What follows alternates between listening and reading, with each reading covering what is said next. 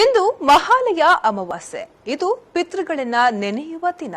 ಕಡಲ ತೀರಕ್ಕೆ ತೆರಳಿ ಸಮುದ್ರ ಸ್ನಾನವನ್ನ ಕೈಗೊಂಡು ತರ್ಪಣೆ ಬಿಟ್ಟರೆ ನಮ್ಮನ್ನ ಅಗಲಿದವರ ಆತ್ಮಕ್ಕೆ ಮೋಕ್ಷ ದೊರೆಯುತ್ತೆ ಅನ್ನೋದು ನಂಬಿಕೆ.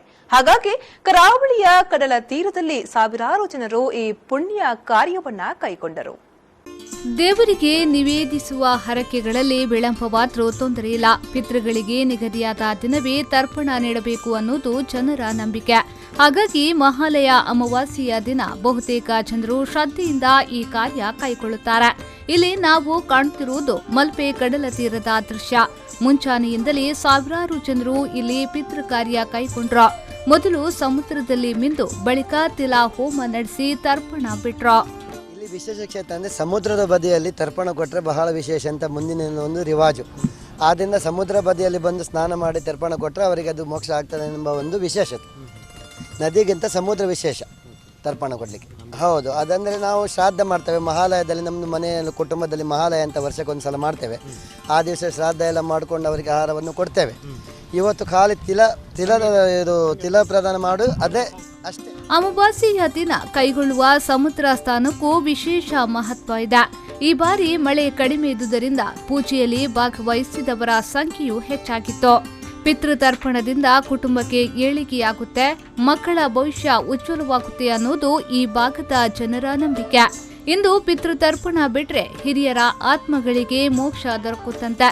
ಮಲ್ಪೆ ಮಾತ್ರವಲ್ಲದೆ ಕರಾವಳಿಯ ತೀರದುದ್ದಕ್ಕೂ ವೈದಿಕರ ಮೂಲಕ ಈ ಧಾರ್ಮಿಕ ಕಾರ್ಯ ಸಂಪನ್ನಗೊಂಡಿತು. ಜೀವಾತ್ಮ ಮೇಲಿದ್ರೂ ಅವರು ಈ ಗಾಳಿ ರೂಪದಲ್ಲಿ ಸಂಚಲನ ನೋಡ್ತಾವ್ರು. ಮಕ್ಕಳು ಏನು ಮಾಡ್ತಾರೆ, ಅವರು ಈ ಭೂಮಿ ಬಿಟ್ಟರು ಭೂಮಿಯ ಒಂದು ಅನುಕಂಪ ಅವ್ರಿಗೆ ಇರುತ್ತೆ, ಗುರುತ್ವಾಕರ್ಷ ಇರುತ್ತೆ.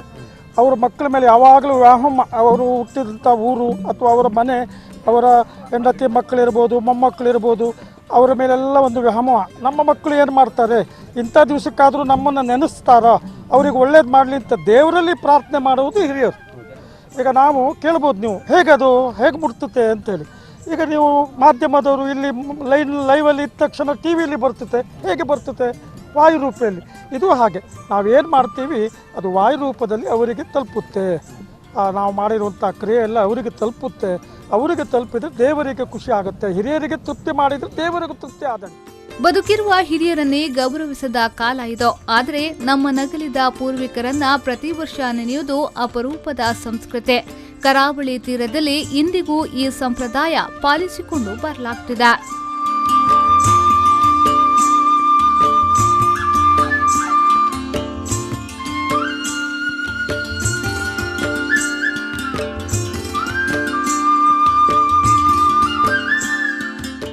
ಪಲ್ಲವಿ ಸಂತೋಷ್, ವಿ4 ನ್ಯೂಸ್ 24/7 ಉಡುಪಿ.